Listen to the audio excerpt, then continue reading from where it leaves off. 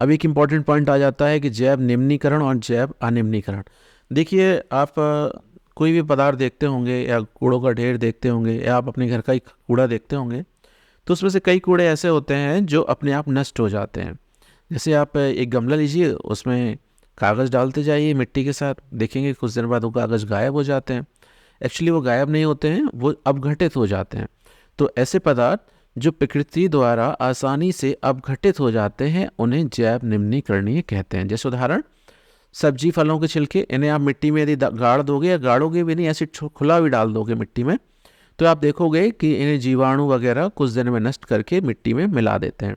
कागज़, सूती कपड़ा, लकड़ी, ऊनी वस्त्र, ये सभी सब जो हैं वो अपने आप प्रकृति इनको नष्ट करके मिट्टी में मिला देती है। ये बहुत ही अच्छी तरीका होता है जिससे कि प्रदूषण या जो बिना यूज़ के सामान है वो समाप्त अपने आप हो जाते हैं। इसमें कोई मेहनत करने की आवश्यकता नहीं होती है, ना ही कोई पैसा खर्च होता है।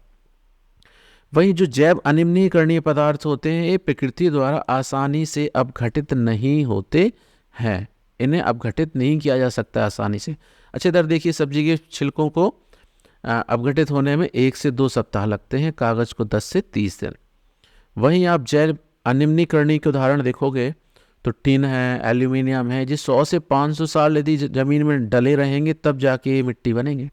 और प्लास्टिक की थैलियाँ हैं, इसका तो कोई समय ही नहीं बता सकता है कि ये कितने समय में अपघटित होंगी या होंगी भी कि नहीं होंगी।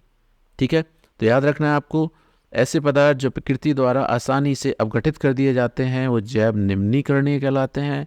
ऐसे पदार्थ जो प्रकृति द्वारा आसानी से अपघटित नहीं होते हैं या होते ही नहीं हैं उनको हम जैव अनिम्नीकरणीय कहते हैं। अब बात कर लेते हैं कि उपयोगिता के आधार पर प्लास्टिक कितने प्रकार की होती है। मुख्य रूप से हम 7 प्रकार की प्लास्टिकें पढ़ते हैं। तो सबसे ज़्यादा प्रचलन में है वो पॉलीथीन है। सब जानते हैं पॉलीथीन क्या होता है।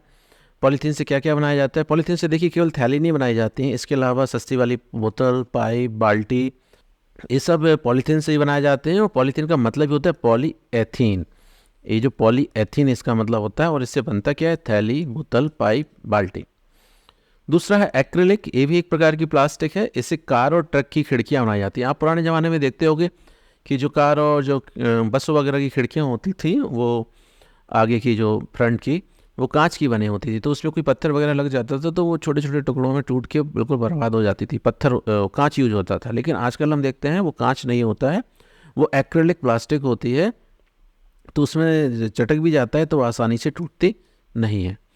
अगला है पॉलीप्रोपिलीन। पॉलीप्रोपिलीन भी एक प्रकार की प्लास्टिक है। इससे रस्सी, मजबूत पाइप बनाए जाते हैं।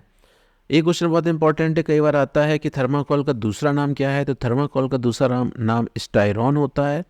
ये एनएमएम ऐसी एग्जाम में बहुत बार आ चुका है क्वेश्चन, और इसका उपयोग पैकिंग में होता है। अब देखो, थर्माकोल तो सब जानते हैं, कोई पूछेगा थर्माकोल का क्या उपयोग है, आप बता दोगे पैकिंग में यूज होता है। लेकिन कोई पूछे स्टायरॉन का क्या उपयोग है तो आप नहीं बता पाओगे। इसीलिए आपको इसके दोनों नाम याद होना आवश्यक है। अगला है मेलामाइन। तो जितने भी जो आप बर्तन देखते हैं प्लास्टिक के वो मेलामाइन से बनाए जाते हैं, ये भी एक प्रकार की प्लास्टिक है। इसके अलावा बैकेलाइट, अभी पढ़ा था हमने कि बैकेलाइट जो होता है वो बिजली के प्लग, स्विच और हत्थे बनाने में उपयोग होता है। और सबसे आखिर में टेफ्लॉन, ये भी बहुत इंपॉर्टेंट है। देखिए क्या क्या आपको, स्टायरॉन, मेलामाइन, बैकेलाइट, टेफ्लॉन सभी इंपॉर्टेंट है। टेफ्लॉन, आपने नॉन स्टिक बर्तन देखे होंगे, कुछ ऐसे बर्तन आते हैं जिसपे एक परत लग चढ़ी होती है जिसे ऊष्मा प्रतिरोधी परत कहते हैं।